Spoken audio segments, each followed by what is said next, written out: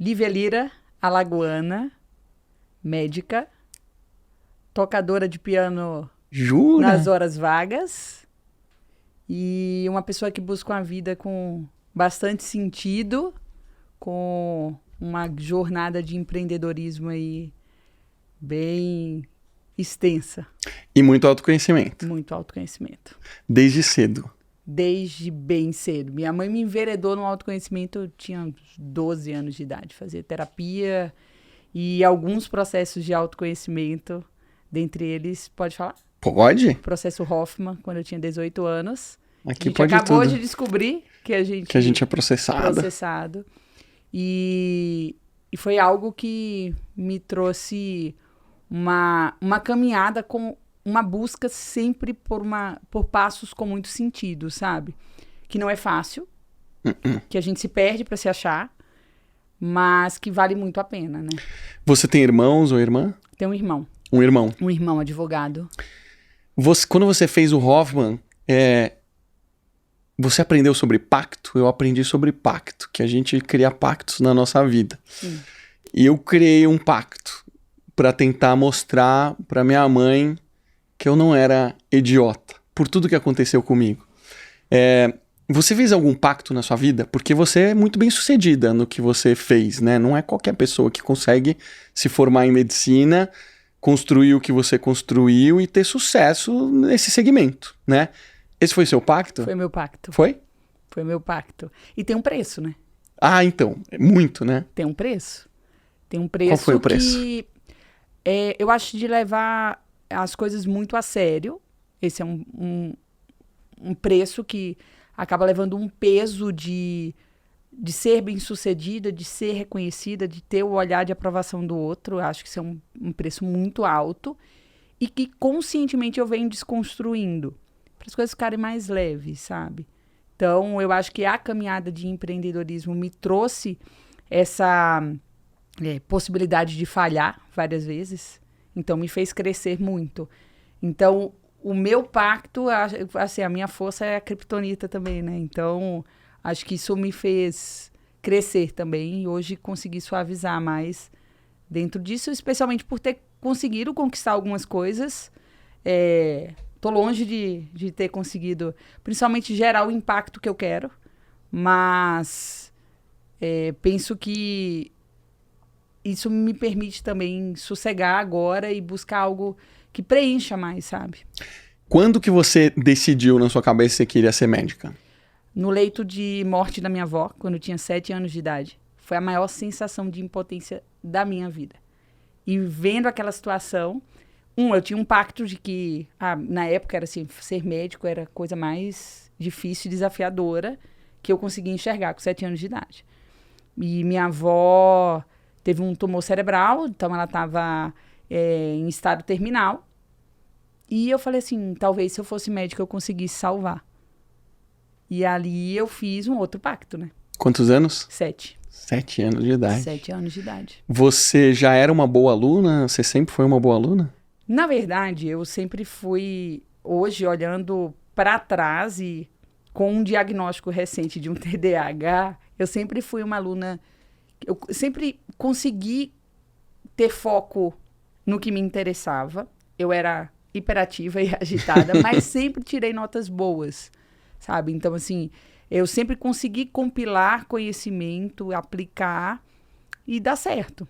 Mas isso foi muito importante, porque a época que eu fiz vestibular era faculdade pública, pouquíssimas vagas, e levei um pau no primeiro vestibular, que foi o primeiro soco no olho que eu levei. Para a mesma universidade? Eu fiz a estadual e a federal, levei pau nas duas. Em qual estado? Em Alagoas. Em Alagoas. Sou alagoana, Estudou nascida lá. em Maceió, fiz faculdade lá. E aí levei pau no primeiro vestibular e foi a primeira decepção da minha vida, né? Assim, que derrota. Que derrota. É? E foi muito bom. E alguém comprava essa decepção junto com você?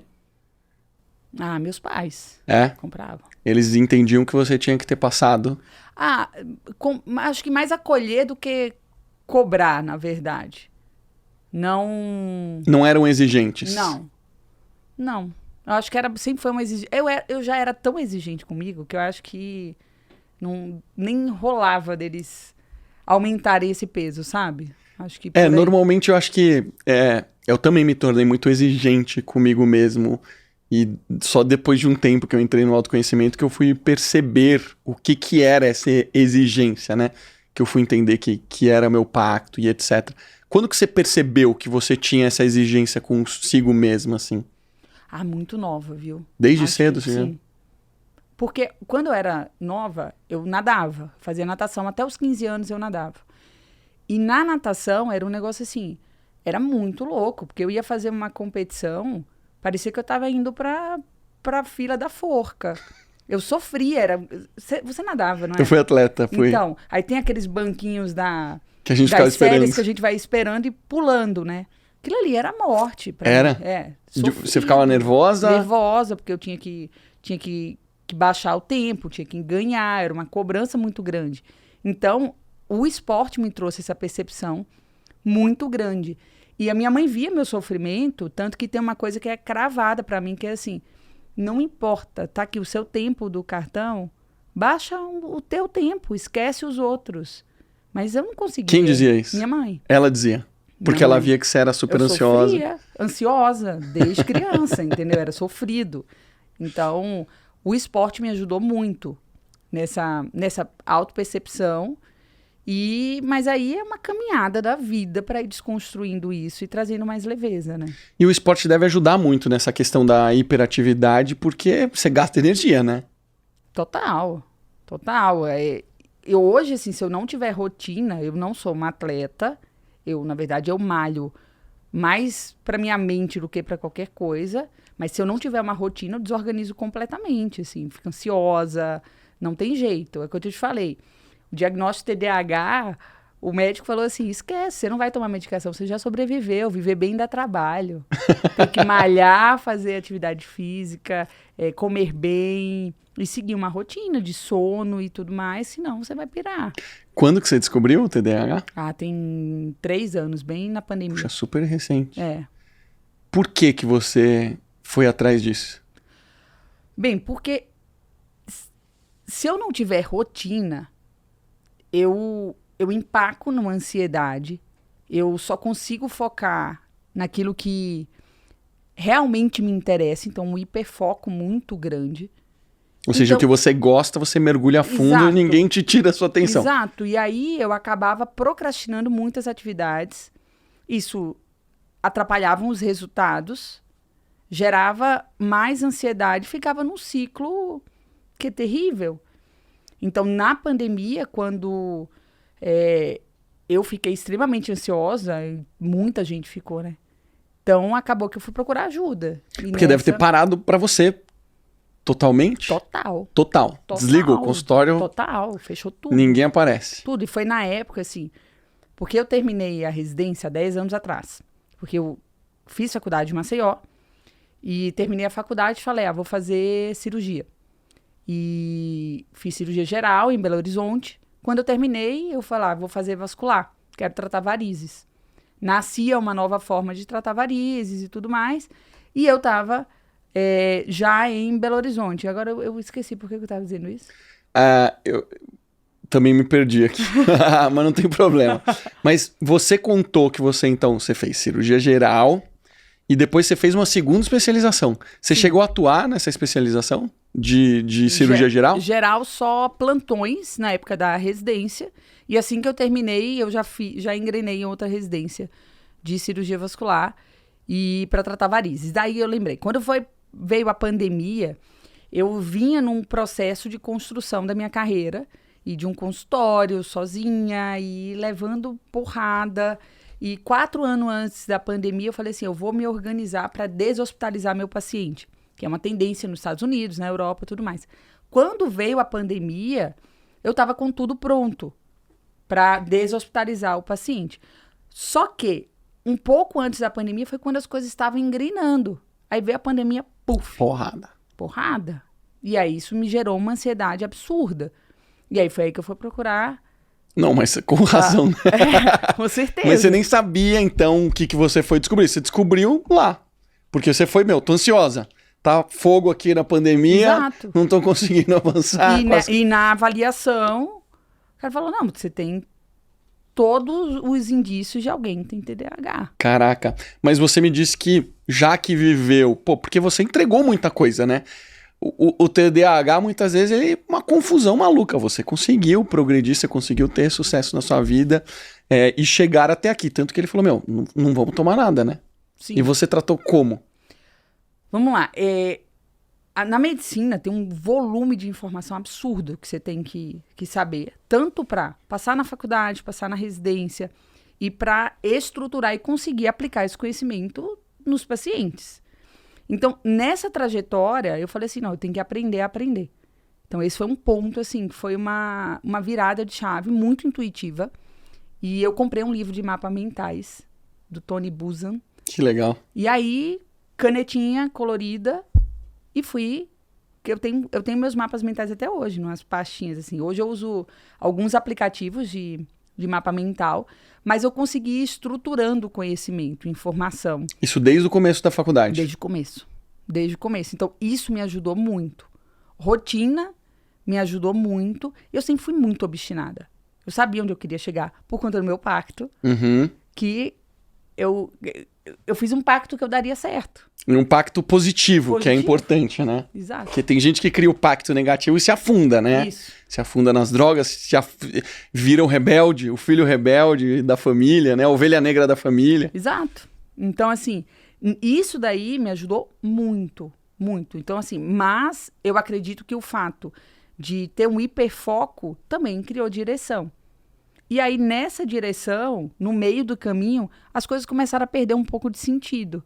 Porque se você busca um reconhecimento que é só externo e não te preenche, isso perde muito sentido. E aí, foi um pouco antes da pandemia, eu fui numa palestra do Pedrinho Salomão, que era sobre empreender felicidade. E aí foi quando acendeu em mim a questão do que tem que ter um sentido maior para o que eu estou fazendo. E no desembolar da minha carreira, do crescimento ali, de empreender dentro da medicina, eu vi o seguinte, que eu crescer sozinha não ia ter sentido.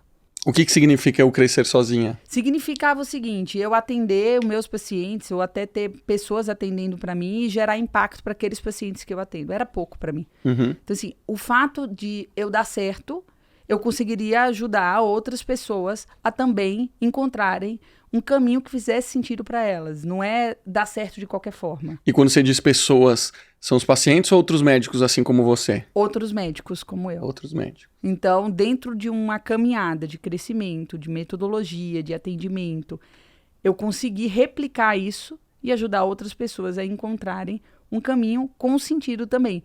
Porque eu falo assim, o projeto de educação chama Flebo Academy, Flebo de flebologia, tratamento de varizes, e o lema é resultado técnico, porque a gente tem a obrigação de entregar, resultado financeiro, porque as coisas têm que funcionar do ponto de vista empresarial, mas com qualidade de vida. É um negócio, né? A gente precisa aceitar que a medicina é um negócio. Exato. E com qualidade de vida. Não é a qualquer preço, entende? Então, isso sempre foi muito forte para mim. De que o crescimento e o meu pacto, ele nunca seria a qualquer preço. Mas como é que sai? Você fez faculdade, depois você fez a primeira especialização. Faculdade são quantos anos? 6. 6 anos com as residências. 6 só de faculdade. Então, 6 anos só de faculdade. Quantos anos de residência? 4. 4 anos. No meu caso. Porque você fez 2, R1, R2 de cirurgia e R1, R2 de vascular. Quando que você começou a ganhar dinheiro na medicina? Porque você ficou estudando muito tempo. Nossa, tem uns 4 anos. Mas quando você estava no R1, R2, ali, você já começou a fazer plantão? Plantão para sobreviver. Mas ganha bem, né? Não? Não. Plantão para sobreviver. E como é o plantão? É o quê? 24 horas? 12 ou 24. 12 ou 24. Qual era o seu ritmo de plantão nessa época? Era uma loucura. Conta pra mim. Loucura. Eu fazia, durante a residência, eram 12 horas de residência. Às vezes eu saía da residência às 19, pegava meu carro, ia para uma cidadezinha do interior. Fazia plantão das 20 até 6 horas da manhã. Alguém me rendia antes, outra pessoa rendia depois. saía e voltava. Então, às vezes eu ficava 24 horas acordada. E, cara, vou te falar uma coisa, médico, na hora que a gente se forma, era assim, ó.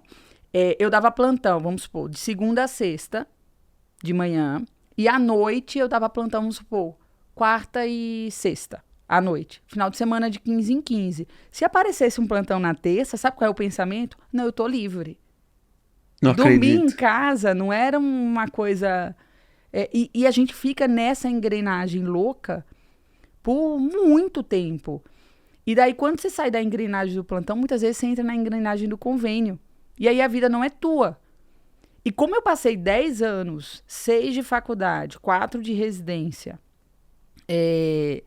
com a vida num trilho, a sensação que eu tinha era essa, a vida não era minha. Dizia, você vai dar plantão tal dia, Segue tal a hora, fila, né? segue a fila, eu só ia. Isso me ajudou. Vou te falar assim, uma coisa que hoje eu tenho consciência, a cirurgia me ajudou muito no TDAH.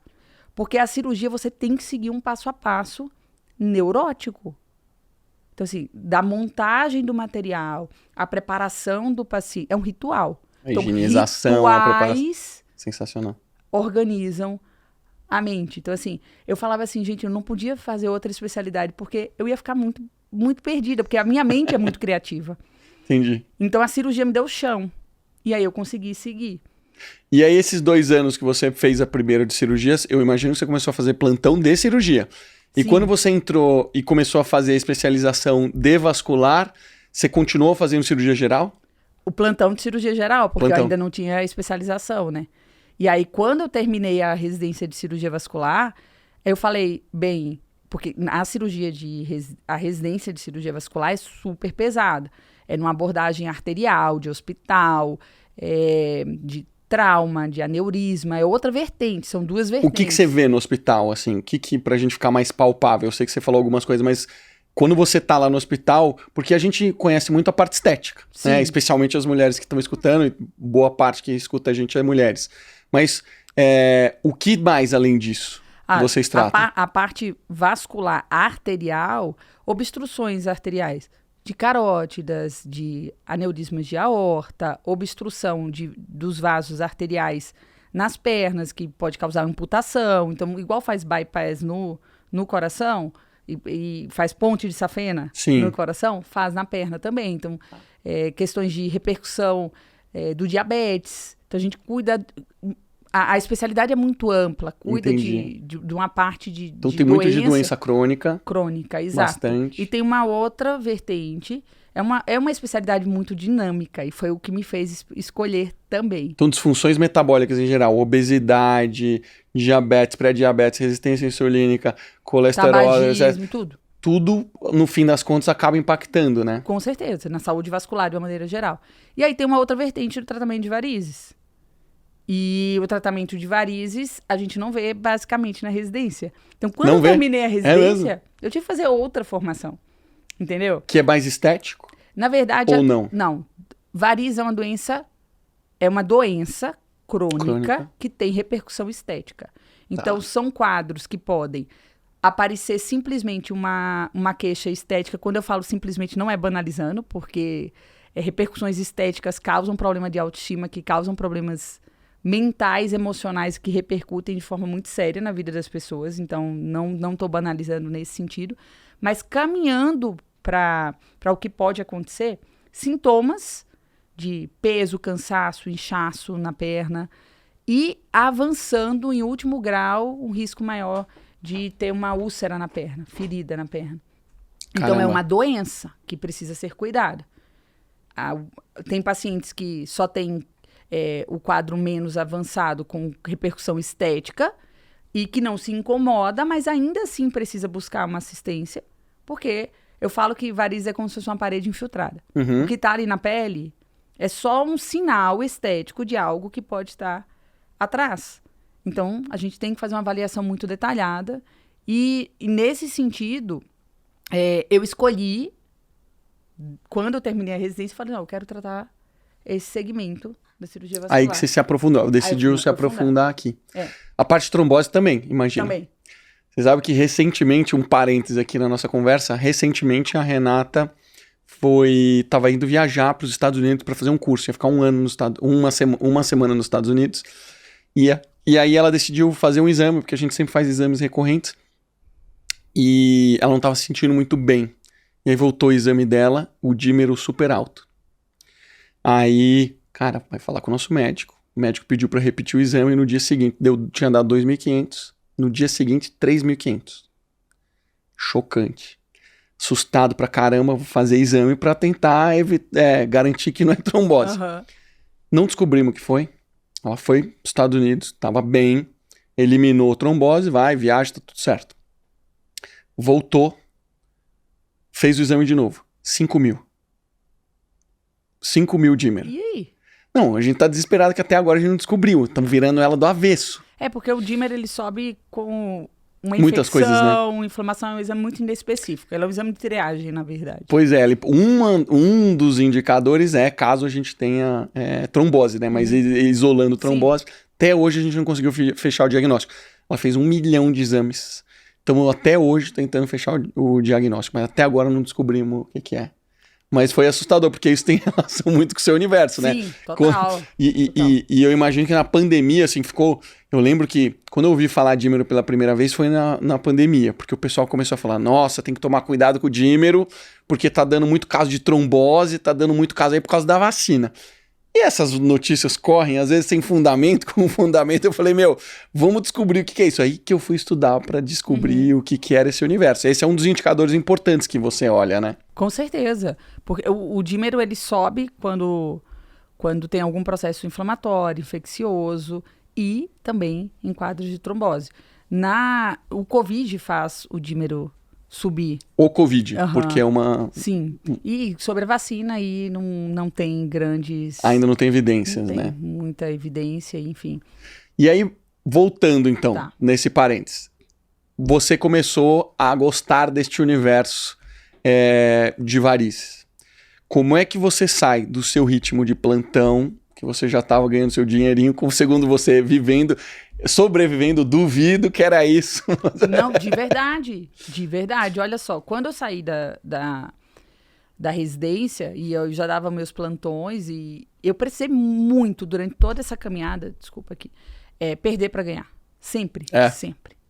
Então, quando eu saí da residência e eu falei assim, não, agora a vida é minha, putz, é uma puta autorresponsabilidade. Né? Demais. A vida é minha. Você não tem mais rotina. Não tenho mais rotina e agora? Quase deprimi, sabe? Porque eu vinha de um fluxo de trabalho absurdo e de repente falei assim, não, agora eu tenho que escolher. E por onde que eu vou?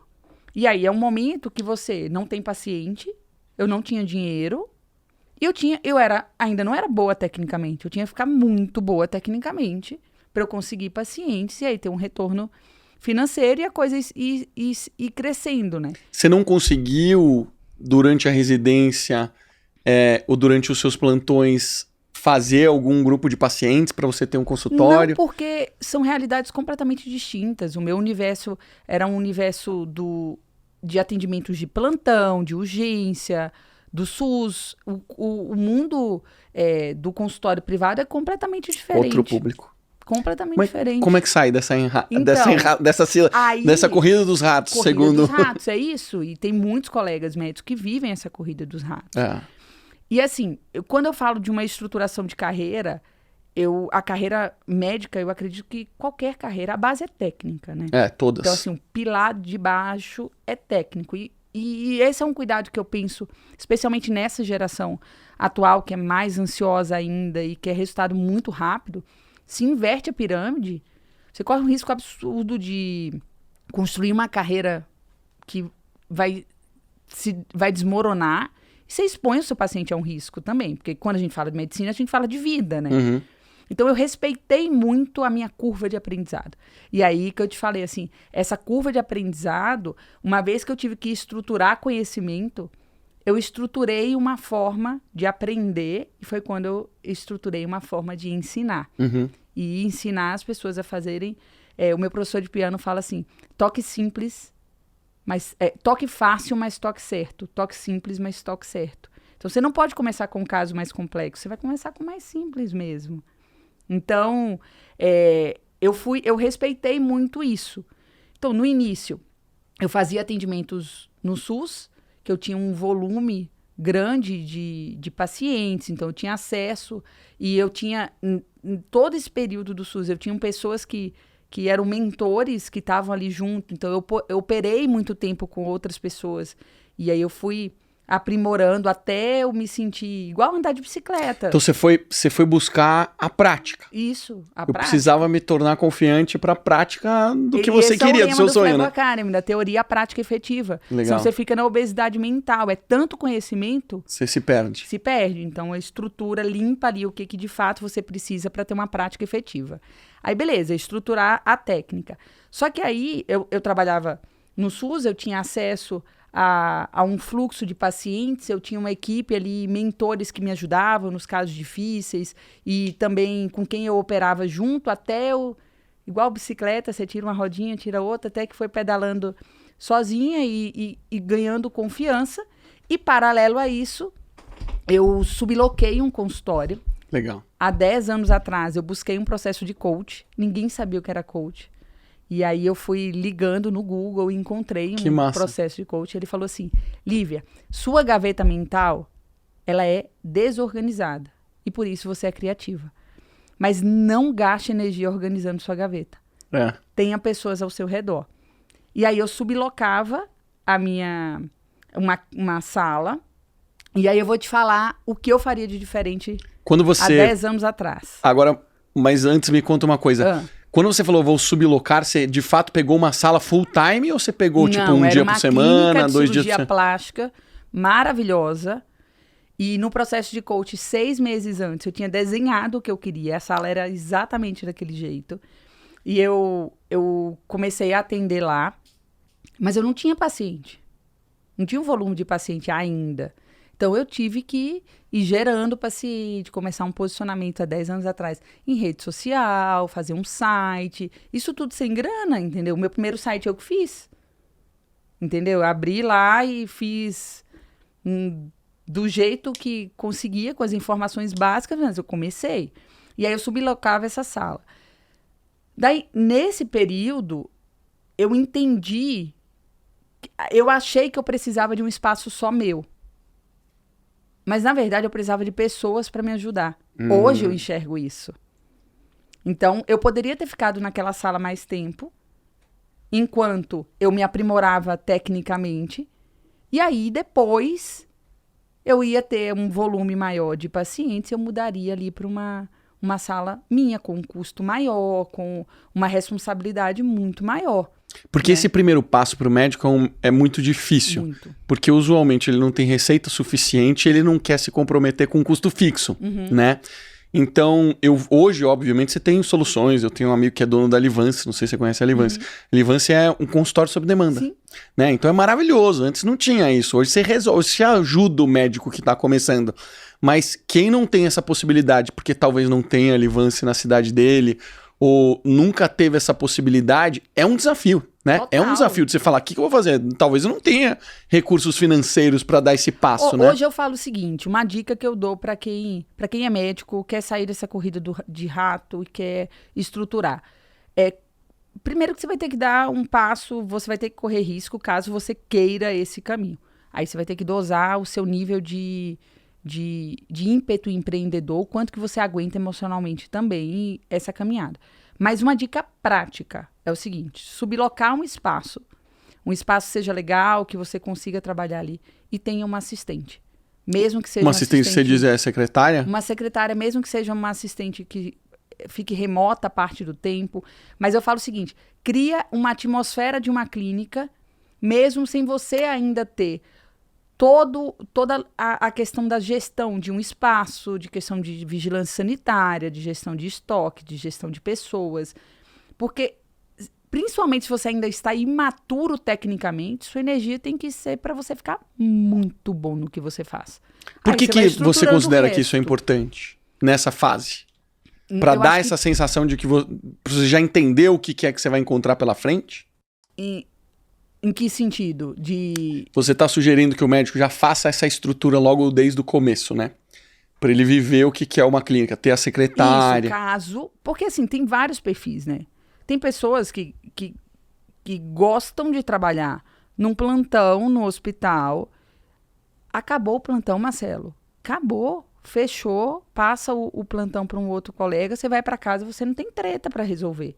É verdade. Então, se você tem um espaço, uma clínica, você vai empreender, saiba, você fecha a porta da clínica, outra treta começa. Entendi. Porque você está sendo acessado o tempo inteiro. Não só do ponto de vista assistencial, mas do ponto de vista de gestão, né? Sim. Você tem uma empresa. Você tem uma empresa. A partir de agora você tem uma empresa. Isso. Então é uma escolha. Porque a partir desse momento, o que você está dizendo você não é só mais médico. Isso. Você tem a questão assistencial, sim, que os pacientes vão estar te procurando, te mandando mensagem, mas você vai ter que emitir nota, você vai ter que pagar o DAS, os impostos, você vai ter que atender, responder as mensagens.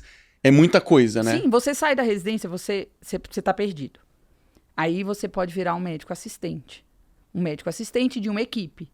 E ali você vai estar focando e ficar muito bom tecnicamente.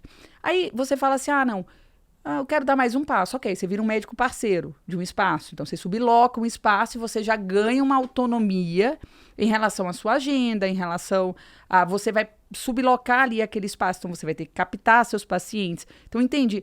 Então, você já vai criando ali uma atmosfera de uma empresa. Total. Né? E sem ter um risco muito grande. Porque eu falo... Aí, beleza, aí você é médico parceiro.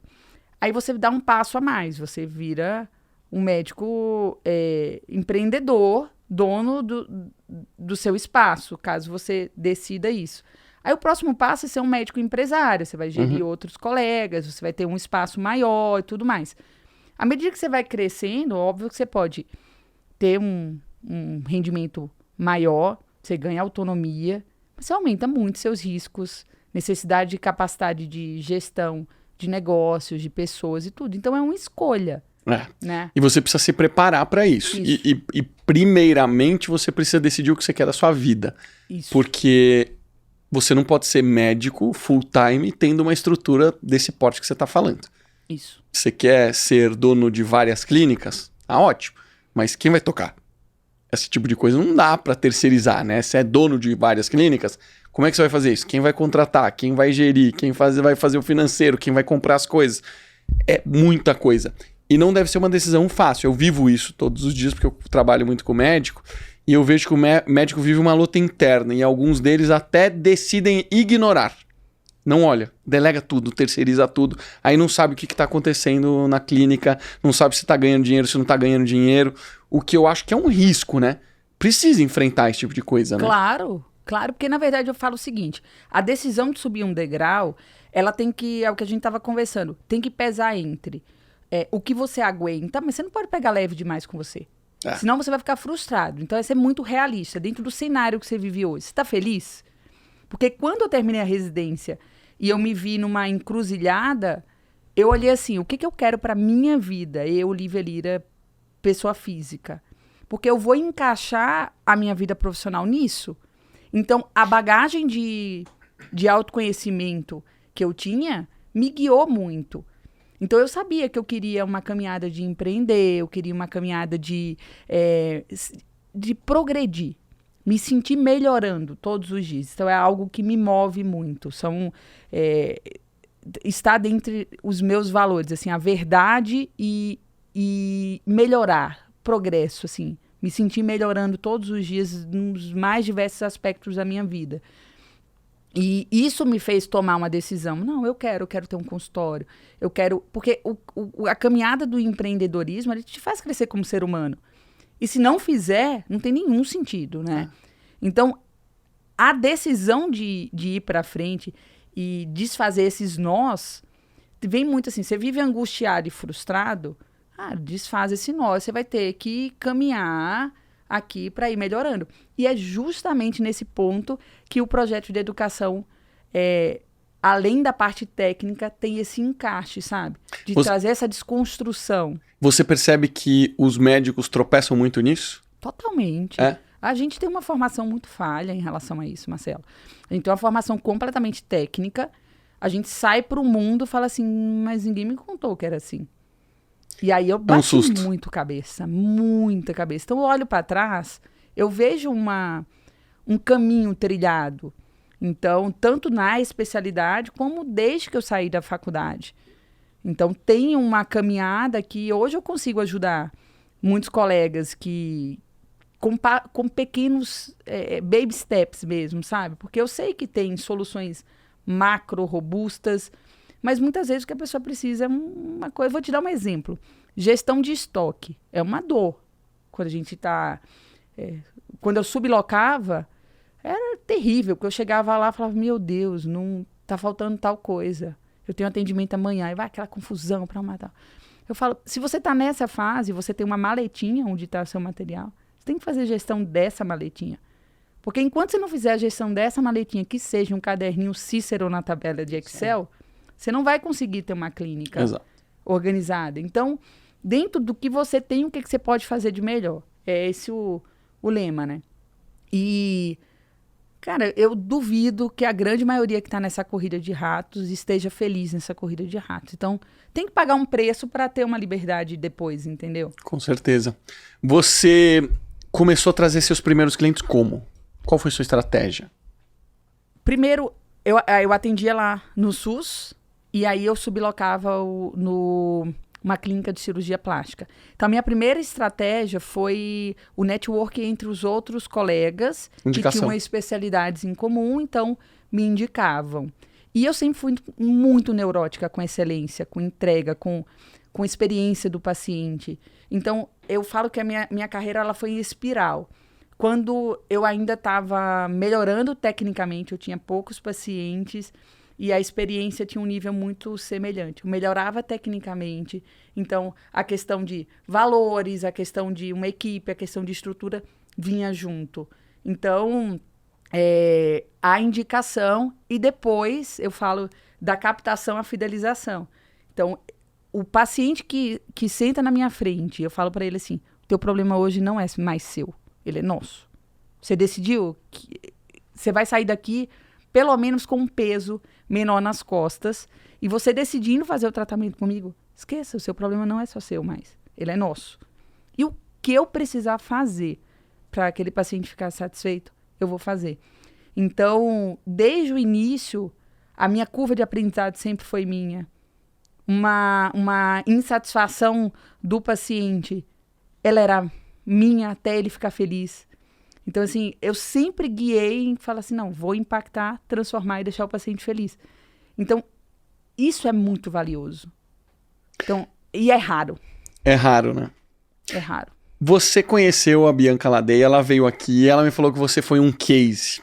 Eu queria escutar essa história pelas suas palavras, porque eu já escutei essa história pelas palavras dela. Então eu queria que você me contasse como que você conheceu ela e que trabalho vocês fizeram juntos e qual impacto isso trouxe na sua vida. Não, maravilhoso. Vou te contar como que eu encontrei a Bianca, na verdade. Eu estava num consultório de 25 metros quadrados, nessa caminhada depois da clínica de cirurgia plástica, eu fui para o meu primeiro consultório. E eu falei assim, eu preciso... Aí começou a ter um movimento, eu falei, eu preciso crescer.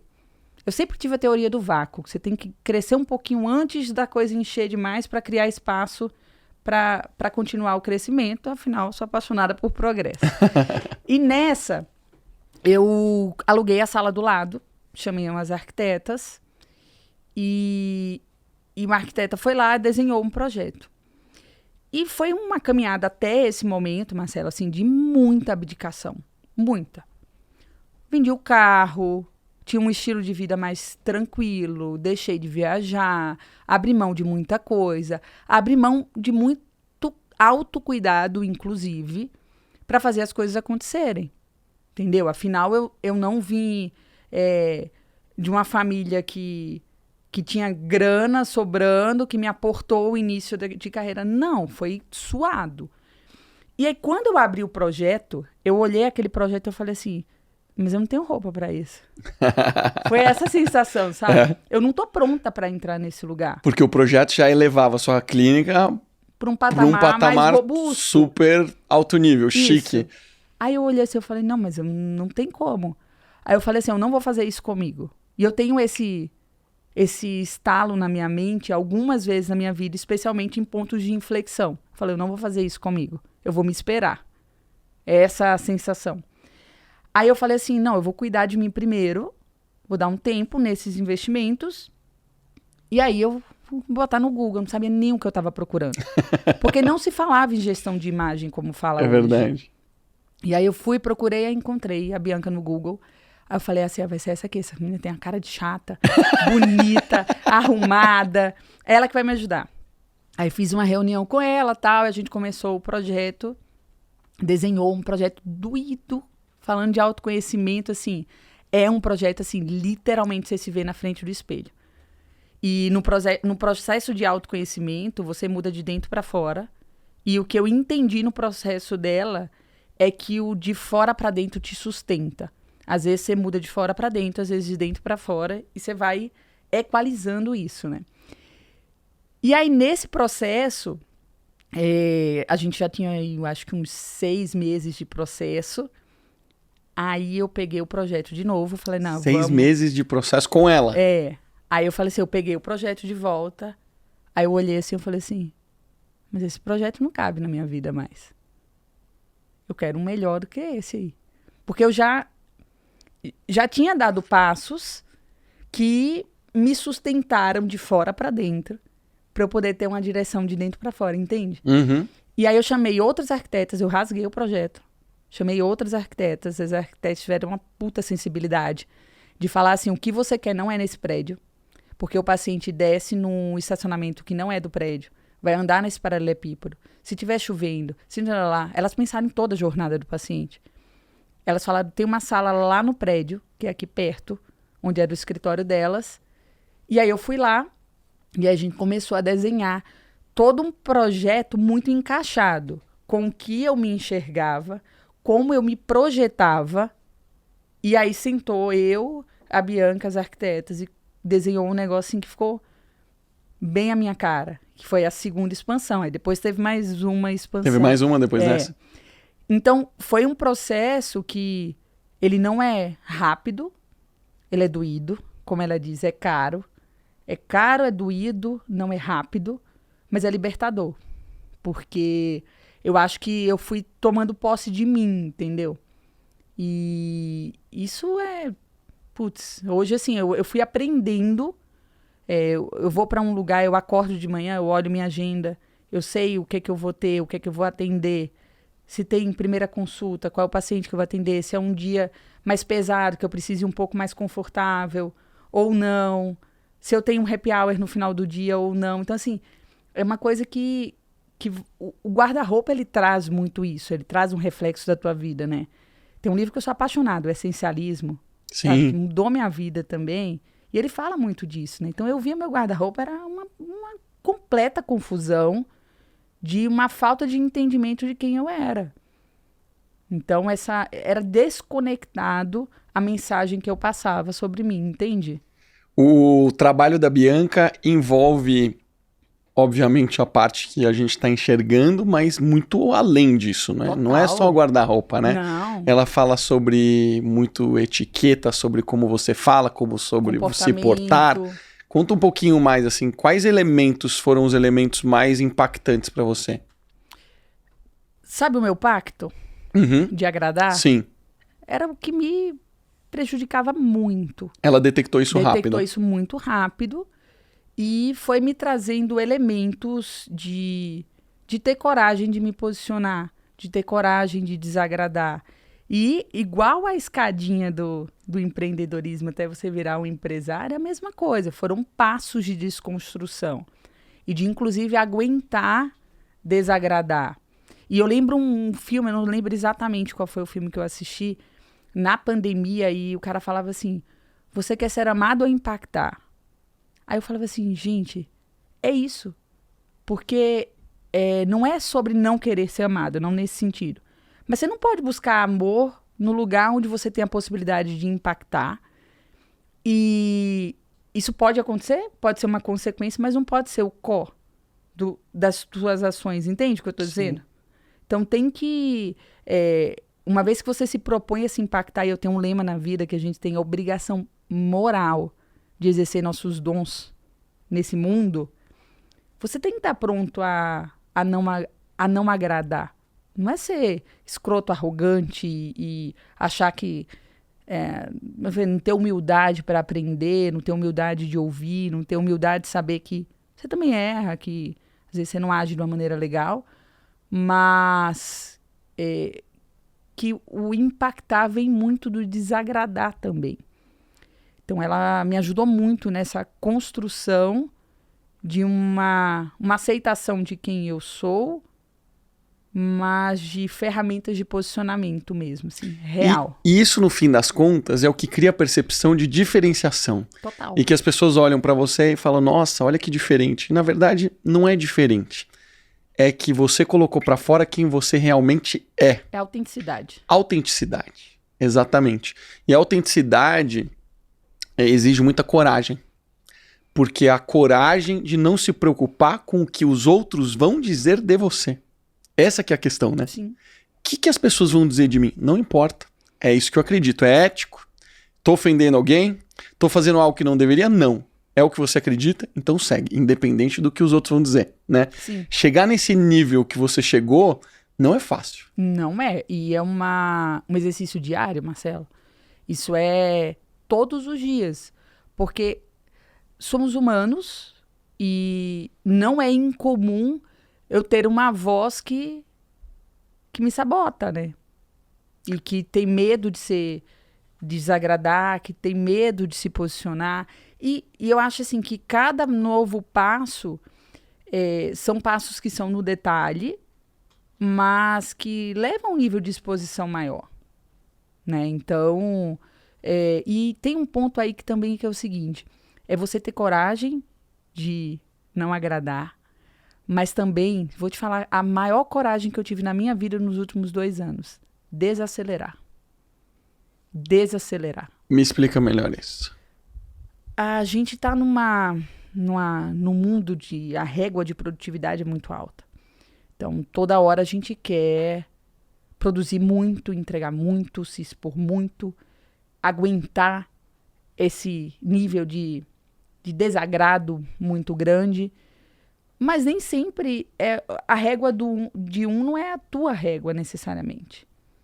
Então, nessa caminhada de me expor e ao mesmo tempo enxergar pessoas com velocidade muito maior do que a minha, eu ser referência de maior velocidade para algumas pessoas, mas eu enxergar pessoas com velocidade e uma performance muito maior do que a minha, eu ter a humildade de reconhecer que, putz, legal a velocidade daquela pessoa, mas não é a minha.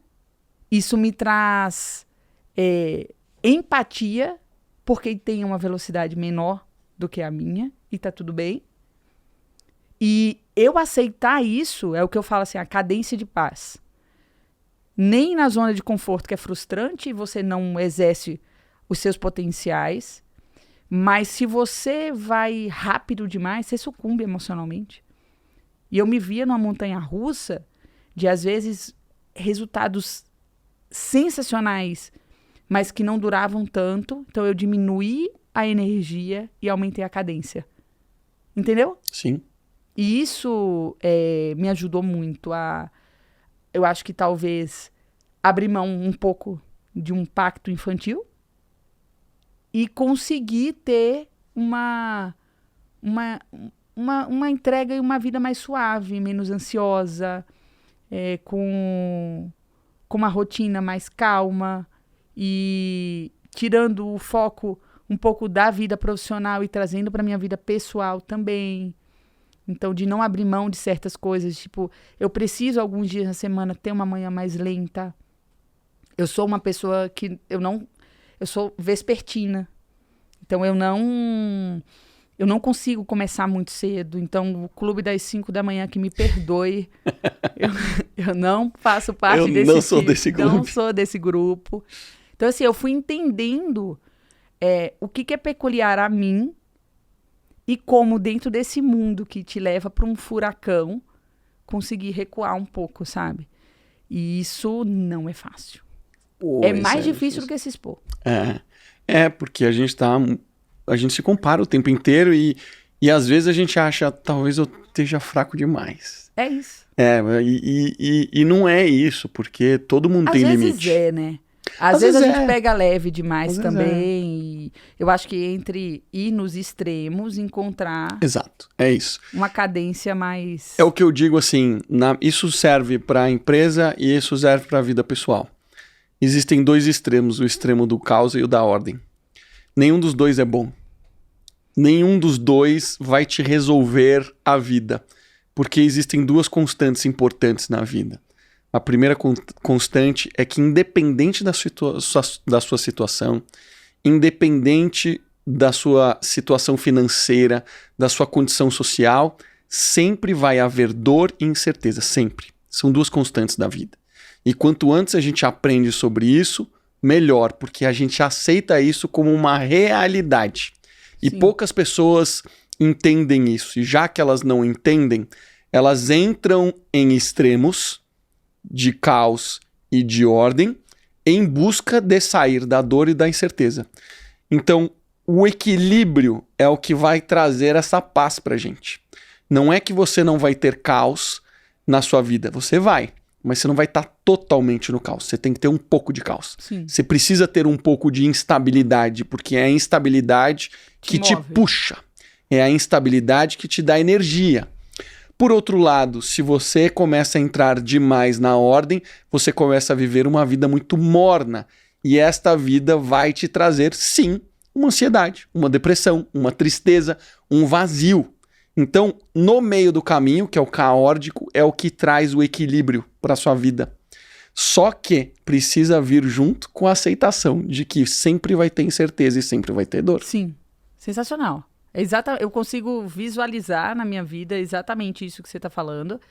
E eu acho que o que eu entendi é que não dá para vir muito para cá nem muito para cá. O movimento tem que ser um pouco mais fechado, entende? É isso aí. E Não é que você não vai transitar entre esses Não, dois não mundos, tem você vai como. transitar. Um dia sua vida vai estar puro caos, que faz parte do jogo. Só que o caos, ele é um sinalizador de que tem algo de errado. E um sinalizador que precisa ser para você algo temporário. sim, Você precisa aceitar isso como temporariedade. Assim como você deve ter vivido o caos durante toda a sua formação, demais. sua residência especialmente, 4 anos de residência, Mais só que você ainda falou quando assim, eu saí da residência. mais ainda, né? É. E aí depois você fala assim, não, agora que eu entendi que o caos não é um ambiente para se viver, eu vou começar a testar um pouco da ordem. E você testa os seus limites no caos. E quando você chega no caos, você fala, epa, agora deixa eu voltar um pouquinho mais, né? É exatamente isso. Mas essa sabedoria de saber voltar... Vou te dar um exemplo. Dentro desse autoconhecimento do TDAH, é melhor eu tirar 5 férias de 10 dias ou 4 férias de 10 dias do que 30 dias de férias. Uma de 30. Porque isso me leva para um caos muito maior, que para eu voltar para esse ponto aqui fica muito mais difícil. Então, você vai entendendo quais são as suas limitações, quais são as suas ferramentas. Então, meditação me ajuda muito, dormir cedo me ajuda muito, música me ajuda muito. O piano... Me conta do Nossa. piano. Você toca piano desde quando? Na verdade, tem 1 ano. Tem 1 Eu ano? vou te contar a A história. gente conversou sobre piano. Eu vi que... Você faz aula? Eu comecei a estudar e aí minha vida começou a ir muito pro caos. E quando eu começo a ter a vida indo muito pro caos, eu tento tirar responsabilidades. Uma das responsabilidades que eu tirei foi o piano. Aham. Porque é uma responsabilidade. E é um desafio tão grande e novo que você precisa criar conexões neurais. Dá trabalho, Dá. né? Você viveu isso, dá trabalho. Ferve a cabeça. Ferve a cabeça, você precisa aprender muita coisa, você precisa praticar. Se você não pratica, você não evolui. Então, assim, eu decidi tirar. É uma pena, mas um dia eu pretendo voltar. Mas eu queria saber como você se desenvolveu. Eu sou pianista nas horas vagas, mas na verdade eu aprendo piano. E Você tem 1 ano de piano. 1 ano, Com- em fevereiro. Você pegou um 22. professor. Peguei um professor. Qual frequência você estuda? Na Quanto verdade, eu tempo? vou te contar. O processo de piano foi muito legal, porque foi tipo o processo para aprender qualquer coisa. Então, como eu aprendi a aprender e eu estudei um pouco sobre algumas teorias de aprendizado também, a primeira coisa que você tem que ter para aprender alguma coisa, vamos supor, você quer aprender a fazer laser para vaso. Você vai ter que ter acesso ao aparelho. Você vai ter que ter a sala onde você vai fazer. A sala tem que estar organizada para aquilo acontecer. Você tem que ter o paciente. Então, tem uma estruturação para a coisa acontecer. E não sair enfiando informação na cabeça e assim, beleza. Então, a primeira coisa, comprei um piano. Comprei um piano que cabia na varanda do outro apartamento que eu morava, era um piano elétrico, um investimento não tão alto. Falei, beleza, comprei. Aí o piano ficou lá, desembalei ele, eu fiquei 6 meses olhando pra ele, sem tocar. Aí eu falei, não, agora eu vou arrumar um professor. Toda terça-feira eu vou fazer aula de piano.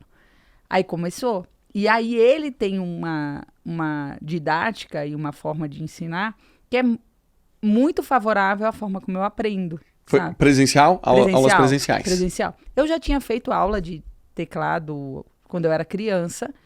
E aí, quando eu comecei a aprender, ele falou, você leva jeito, você é musical e tem alguma coisa aí guardada no teu cérebro das aulas que você já fez um dia. Que legal. E aí, eu comecei a aprender. E dentre um dos sonhos que eu tinha na minha vida, era ter um piano de cauda. É mesmo? E aí, eu olhei dentro um quadrinho que eu tenho com as coisas que eu quero. Eu falei, gente, hoje na minha vida, o que eu consigo ter disso daqui e que depende de mim, de coisas excepcionais, extraordinárias que eu quero, era o piano de cauda. Só que aí eu precisava comprar o piano, que não é um piano barato, e precisava mudar de casa, porque tinha que caber o piano, né? Aí eu troquei e comprei um piano de cauda pra mim. Se mudou. Mudei, comprei um piano de cauda. Que demais. E aí eu tenho hoje um piano de cauda na minha sala. Que espetacular. Então eu tenho um piano de um pianista digno de tocar muito bem, mas eu tô aprendendo. Caraca. O que você gosta de tocar? Eu aprendi o beabá básico, mas vai de Beethoven, Bach. Jura? Você foi para o clássico, mais pro erudito, assim. Eu vou te falar que, cara, gera uma conexão. Primeiro que seu cérebro desliga. Foi uma coisa que eu entendi que faz meu cérebro desligar. Mas aí vai também MPB, eclético. Agora eu tava aprendendo hairstyle. Adoro, super legal. E a história dele é muito incrível, né? Não conheço a história dele. Você não conhece a história dele? Ele foi num programa desses de cantoria com jurados. American Got Talent, alguma coisa desse tipo. Você lembra qual que é o nome daqui do Brasil? Eu lembro a história, que ele foi rejeitado. Ele chega lá, ele tá no meio do programa, verdade. E o Simon, acho que é o Simon que rejeita ele. Ele falou assim, por que você tá aqui? Ele falou, eu tô aqui porque minha mãe disse que eu canto muito bem, que eu levo talento. Aí ele faz uma piada, o Simon, ele fala assim, normalmente as mães não acertam nisso, ou qualquer coisa desse tipo. Então já dá uma paulada no menino. E aí o menino vai cantar e é horrível. Porque ele não tem ainda a sensibilidade de um cantor. Ele é totalmente fora de tom, sabe? Ele não conecta direito com a música e tal. Péssimo. E aí corta, passa alguns anos, esse menino tá no show com não sei quantas mil pessoas tocando a música, assim, todo mundo gritando, etc. Esse é um corte super famoso na internet. Eu postei recentemente no meu perfil. Ou seja, persistiu. Não desistiu nunca. Acreditou que ele teria condição de fazer isso. E ele foi. Tomou não, mas o não, ele precisa te jogar pra cima, não pra baixo. Sim. Se é algo que você quer, né? Exato. Então, é isso que eu te falei. Eu acho que o hiperfoco me ajudou e eu sempre fui muito obstinada. Muito. Eu nunca... nessa caminhada de maturidade, pegar um pouco mais leve comigo, eu não peguei leve, entende? Então, acho que isso me trouxe uma trajetória de progresso e crescimento. Mas não é fácil, né? E ele te ensinou, você teve que aprender teoria musical? Você aprendeu teoria musical? Vou te falar, vou te confessar uma coisa. Eu comecei a aprender, eu tenho um jeito peculiar de aprender. E eu vai muito de ouvido. De ouvido? E de decorar mesmo. É mesmo? Mas você sabe ler cifra? As mais básicas. Só que aí é uma partitura? Construção. É uma construção, porque veja, hoje, quando ele me fala, faz um si bemol, eu sei o que é. Então, agora, qual que é o próximo passo? É voltar para a teoria, porque vai encaixar as duas coisas. Porque era tão chato que eu não ia sair do lugar. Entendi. Você entendeu? Então, eu comecei a aprender os mais básicos. Depois ele mudou a estratégia. Mas ele foi flexível o suficiente para se adaptar para sua realidade, então, né? Foi. Total, é isso que eu tô te falando. Ele tem uma forma muito peculiar de ensinar, que tem muito a ver com a forma como eu aprendo, e como eu ensino também, entendeu? Então ele adaptou e agora eu falei pra ele, ó, agora eu quero voltar à teoria pra trazer Massa. robustez, mas eu já toco algumas coisas, então eu... Mas você pega uma música assim, você consegue tocar hoje? Não, Não? não. Você tem que ir lá com ele, praticar. Nossa, total, entendeu? Então, E você canta? Não, eu tento, eu arranho. Então agora, por exemplo, uma coisa que é legal, eu tô aprendendo a tocar como se fosse o baixo, sabe? No Sei. piano.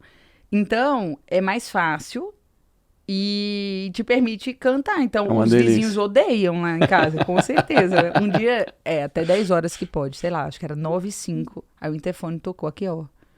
Cuidado aí, o barulho e tal. Acho que o povo tava assim, dá 10 horas pra ela parar de tocar. Graças a Deus. Eu arranho, entendeu? Mas Porque é o piano de divertido. cauda não dá pra você desligar o volume. Não, Meu é piano é eletrônico também, então tem volume. Você consegue ajustar o volume e Isso. você consegue botar o fone, né? Isso. Não, o piano de cauda não tem essa conversa, Não né? tem. E tá lá, a tampa aberta, o som Deve ser um som maravilhoso, né? maravilhoso. Maravilhoso. Se um pianista sentar ali mesmo, Nossa, assim, é dá um show, né? maravilhoso. Um show. Aí eu levei o outro pra clínica. Aí é super divertido, que ficou na legal. recepção, a recepção da clínica é tipo um lounge. E aí ficou lá. E aí os pacientes que já são meus pacientes há muito tempo, eu falo, não, agora senta ali e toca. Eu falo assim, ó, tocar. Você toca? Não, eu toco Pra eles? Pra eles tá, toca? Que legal. tá. Que demais. Os que tem mais intimidade, assim, né, que já é paciente há muito tempo. Aí pede, eu falo quando fecha o tratamento tem direito a pedir música. Assim, quando finaliza o ciclo de tratamento, o paciente já tá todo feliz lá, você pode pedir música. Sobre a sua clínica atual, que tamanho que ela tem hoje? São duas áreas separadas. Eu tenho uma unidade cirúrgica e uma área de atendimento que faz a primeira consulta e a parte mais estética. No total, dá quase 200 metros. Uau! Você tá com uma clínica grande já. Só você atende? Só eu atendo. Você pretende dar o próximo passo ou esse pra você é suficiente? Agora, como eu tenho uma clínica e o projeto de educação, eu tenho algo inegociável. O que eu ensino é exatamente o que eu pratico. Legal. Então, eu tenho uma caminhada, tanto da parte de empreendedorismo. Então, por exemplo, eu quero testar alguma teoria da parte comercial, algum conhecimento que eu aprendi com você. Eu vou lá, eu vou aplicar na minha clínica, vou ver o que funciona, o que não funciona. Beleza. Entendi o norte da coisa, eu adapto à realidade da pessoa. Então, assim, o que eu ensino é de verdade. Isso foi algo inegociável para mim.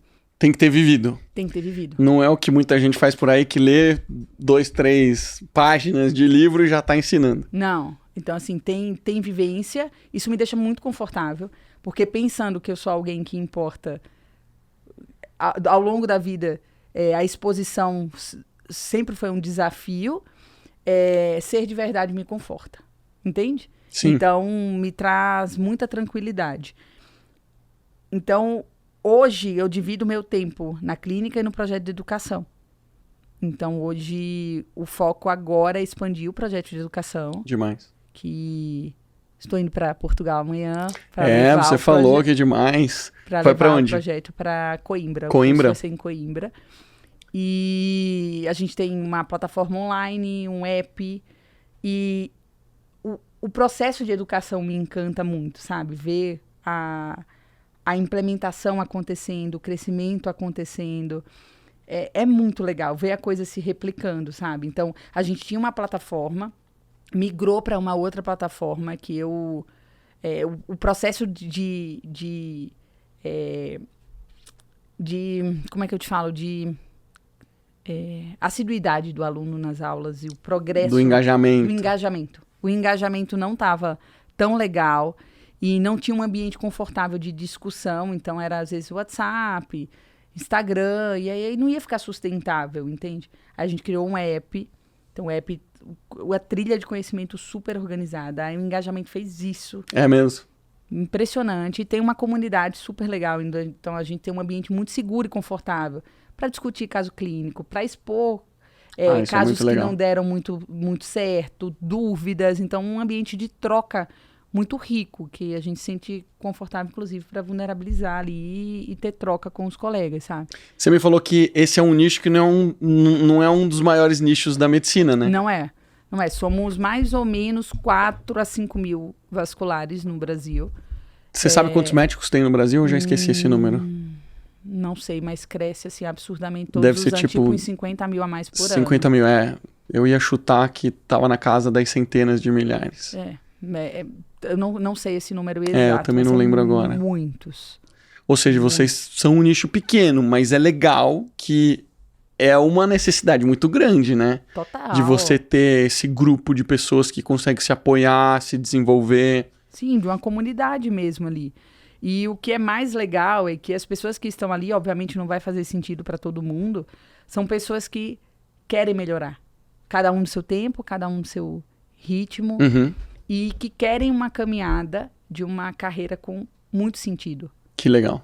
Então, encaixa muito tudo que eu te falei aqui, de uma caminhada de autoconhecimento, de uma caminhada de empreendedorismo e de uma caminhada de querer deixar um legado mesmo, sabe? Então, acho que as coisas, eu vejo as coisas se encaixando. E aí, quando a gente conversou assim, de falar, mas aí tem um cara que chega lá na frente que ganha uma grana e vê um vazio. Mas talvez, e se ele não tivesse a grana, ele não teria esse mesmo vazio? Você entende o que eu estou dizendo? Sim. Eu entendo que a caminhada para você crescer profissionalmente, muitas vezes te cega e te tira tempo de coisas essenciais. Mas a caminhada, ela não é linear. Esse é um ponto bem importante, porque é exatamente isso, né? Porque você vê a incidência de depressão, eu não tô dizendo que não tem, mas a depressão em pessoas mais ricas, ela é relevante. Porque você vê pessoas que não têm condições financeiras, ela não tem nem tempo de pensar sobre esse tipo de coisa, porque ela tá lutando contra a vida e no Brasil a gente tem demais. Não significa que a gente não tem pessoas depressivas, óbvio que tem. Mas, usualmente, se não é uma pessoa que não tem nenhuma outra condição, alguma deficiência, neurotransmissora ou qualquer coisa desse tipo, cara, eu tenho que viver minha vida, eu não posso ficar choramingando aqui, entrando numa vibe negativa. Não, cara, tô seguindo minha vida, tô lutando aqui, não dá nem tempo de pensar. E eu vejo que o tempo ocioso traz, já dizia nossas mães, né, a oficina do diabo, né? Pelo menos minha mãe dizia mas isso. eu posso te falar, eu preciso de ócio. Eu preciso de ócio criativo, eu preciso de... Que eu te falei, eu sei que eu preciso de algumas manhãs desacelerada. Mas pontual, né? Pontual, mas eu não tenho uma rotina muito crazy, não tenho. Eu atendo 3 pacientes de manhã, 3 pacientes à tarde. Um dia que minha agenda está muito cheia, são 4 em cada turno. Mas por quê? São atendimentos extremamente verticalizados, individualizados e que demanda muita energia, sabe? Então, eu tenho uma obrigação de atender o último paciente igual ao primeiro. Então, se eu atendo 30 no dia, Mas deixa eu te falar uma coisa, isso não é pouco. Pelo que eu vejo na medicina, assim, um médico que trabalha bem, ele atende 100 pacientes num mês, assim. E você tá mais ou menos dentro disso. Então é um volume significativo. Mas eu também conheço médico que começa a trabalhar às 6, 7 da manhã e vai até meia-noite, 1 hora, todos os dias. Eu conheço gente que faz assim. Não consigo. Não dá, assim, mas pra mim, assim, por isso que eu acho que é uma questão de propósito, assim, ó. O que você quer, né? Você precisa se perguntar, e você se perguntou muito isso. Muito. O que funciona pra você, né? O que funciona pra você? Porque se não tiver sustentabilidade na sua vida, ninguém aguenta. Quem vai aguentar, né? Mas é isso que eu te falei, aí que tá. A coragem de você reconhecer que às vezes você não dá conta do que você... De uma velocidade que é o que você às vezes gostaria de fazer, é doído. Mas depois é libertador. E quando eu procurei a Bianca na época para fazer o trabalho de gestão de imagem, eu enxerguei a minha vida o seguinte: se eu for por aqui, nesse caminho aqui, eu vou ter uma bela de uma carreira e uma vida, assim, eu vou estar acabada. E hoje, assim, eu tô super feliz. Não tô te falando que eu tenho uma vida perfeita e que eu não tenho minhas ansiedades, não tenho minhas angústias, não tenho meus dilemas, não é isso. Mas eu me sinto no melhor momento da minha carreira e no melhor momento da minha vida pessoal. Então, acho que o objetivo foi muito bem cumprido, sabe? Assim, de me sentir em paz, me sentir plena, me sentir realizada, me sentir gerando impacto no mundo. E com uma caminhada, assim, muito grande daqui para frente, de crescimento mesmo. Como ser humano, profissional, enfim.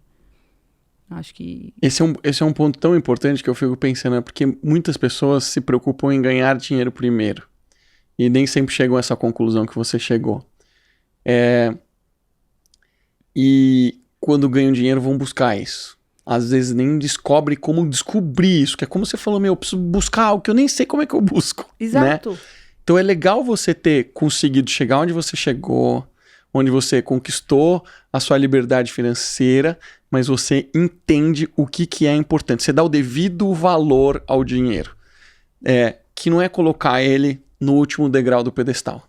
Não, tem algo que eu falo, inclusive no meu curso, que eu falo acho que é um resumo de muita coisa do que eu já li e de que eu vivo e que eu acredito. Eu falo que é uma pirâmide da paz. Tudo que a gente faz tem que estar muito alinhado com nossos valores, nossos princípios, e eventualmente a gente vai se colocar em situações que a gente vai acordar que, ops, não é por aqui, isso está desalinhado, isso não está cheirando tão bem. Então, você sair disso e limpar isso rápido é importante. Tem que ter retorno financeiro. E sem demagogia. E falando isso de uma maneira muito tranquila. E tem que ter reconhecimento. Ego não é ruim. Agora, você tem que saber quem manda em quem. Exato. Quem manda é o ego que manda em você, o dinheiro que manda em você. Quem tem que mandar na gente, na minha concepção, é o quanto você conseguir se perceber o quanto que você está em paz ou indo para um caos ou indo para uma frustração de não estar caminhando. E o quanto que você é fiel aos seus valores e seus princípios. Porque um projeto, eu sempre penso assim, um projeto que é uma puta oportunidade. Vai me trazer reconhecimento, vai me trazer grana. Mas é completamente desalinhado com meus valores e meus princípios, ela não é meu. Não é meu. E eu fui aprendendo a dizer esses nãos na vida, sabe? Qual que é a parte boa do ego pra você? Quando você tem reconhecimento, isso te dá combustível de ir adiante. Então, isso é positivo, é válido. Somos humanos, estamos na Terra, sabe? Eu acho que isso é muito válido. Você consegue inspirar outras pessoas. Te traz um senso de autorrealização também. Agora, se isso te faz ser um viciado em ter reconhecimento e passar por cima de todos e todos para isso, acabou, vai desmoronar. Não é sustentável. Não é sustentável. Qual que é o momento que a gente perde o limite? Como é que a gente pode fazer para não perder o limite? Porque, especialmente na sua profissão, isso acontece demais. Porque o médico, ele passa por coisas que eu acho que a maioria das profissões não passaram, né? O que você está contando aqui é uma jornada de uma pessoa que estudou, trabalhou enlouquecidamente durante 10 anos, né? Existe a piada interna de que médico é Deus, né? Sim. Tenho muitas piadas, escutei muitas piadas dessas, né? E é verdade, sabe? A gente vê isso ainda, é muito presente nessa realidade. Onde que o médico se perde? Como que ele pode fazer para ele não se perder? Na verdade, o que acontece? Eu acho que o ser médico dá muito poder.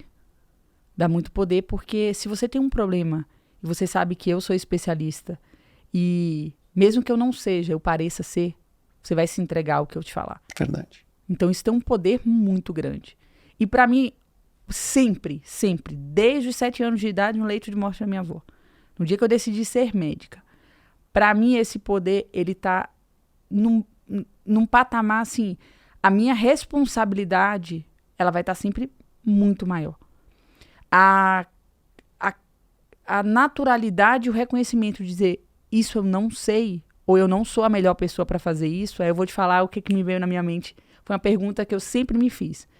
Se fosse minha mãe, eu faria com ela? Se fosse minha mãe, eu era a melhor pessoa para fazer tal coisa? Porque se eu não for, recua. Então, na minha caminhada, eu dei plantões que em determinado momento a complexidade daquilo ali mudou e precisava de um especialista em trauma, por exemplo, que tinha uma vivência muito maior do que eu recuei. Eu falei, não é aqui, não é meu lugar. Então, acho que o senso de responsabilidade, saber que a gente não resolve tudo, é muito importante. Até porque, se você acha que você resolve tudo, cara, você vai se frustrar demais. Porque a gente não... Lede engano meu de achar que ali, na minha frustração da morte da minha avó, que eu salvaria todas as pessoas. Não. Não vai ser assim, entendeu? Então, acho que esse é um ponto muito importante. Eu acho que ter humildade de saber que a gente tá ali sempre aprendendo. O conhecimento, especialmente hoje, Marcelo, muda muito rápido. Então, você tem que ter um desprendimento muito grande para aprender, desaprender, aprender de novo. Saber que as coisas mudam e que o ser humano é único. O que eu faço e te proponho, muitas vezes o teu corpo vai reagir de uma forma que o outro não reage. E eu divido isso muito com o paciente, sabe? Hoje, todas as decisões de tratamento, por exemplo, eu sou muito franca. E eu desenho literalmente. Dentro do meu método eu tenho um quadro, uma parede minha é de escrever. E eu literalmente desenho o passo a passo do tratamento do paciente. Com muita clareza do que pode acontecer. Qual que é o nosso objetivo e que a gente tá junto para sair daqui para cá. Mas que isso e isso pode acontecer. E hoje eu chego pro paciente e falo, olha, depois da avaliação eu vou te falar se você está pronta para tratar. Não é simplesmente ter uma condição e ter que tratar. Tem que ter um entendimento muito grande. E uma responsabilidade muito grande. Então, acho que a gente se perde... A insegurança traz um ego muito... Então, aprende, estuda, fica muito bom. Entende que você não vai conseguir resolver tudo, mas você tem a obrigação de dar o seu melhor, ter comprometimento e tratar cada um como uma vida única, sabe? Isso aí, pra mim, é inegociável. Adorei nosso papo. Demais. Aprendi demais. E um tema que eu gosto muito, que é falar sobre o propósito da vida das pessoas, mas com essência. Teve muita essência aqui. Teve muita personalidade. Obrigado por ter vindo lá de Minas? Minas, BH. Lá de BH. Nossa, eu que agradeço, foi demais. Acho que trazer esse... É um pouco de quem... Não do que eu faço, simplesmente, mas de quem eu sou. Eu acho que vem dentro do que a gente conversou no início, assim, de um papo de... É uma exposição leve, sabe? É simplesmente... E é uma construção de anos. Então, foi, assim, realmente uma honra, um prazer enorme estar aqui. Eu trouxe seu queijo, seu doce. Eu quero. Ela só esqueceu. Mas eu vou... Eu mando buscar. Me diz onde você tá. Amanhã eu vou te entregar. Eu mando buscar. Não, e a gente tem estrutura, busca. Tranquilo. Você não mora aqui, então a gente vai lá e busca, não tem problema. Seu queijo chegará. Quero muito. Depois que você falou, pelo amor de Deus, não vou deixar passar isso daí. Jamais, né? Vou deixar aqui nos comentários, nas descrições, seu link, colocamos aqui para quem for cirurgião vascular, alguém desses 4.000 fones, eu coloco aqui também para conhecerem a sua plataforma. Com certeza, vai ser um prazer recebê-los, médicos, empreendedores e quem mais quiser um papo profundo sobre viver com essência, né? Você está produzindo conteúdo nas redes sociais? Sim. Com frequência? @Lívia Lira. Show. Então segue ela aí. Obrigado, Doc. Obrigada. Beijo. Você que ficou até o final, não esquece, deixe seu comentário aí, ficou alguma dúvida, manda aí nos comentários que eu vou pedir para a doutora responder para você. Beijo para você e até a próxima semana.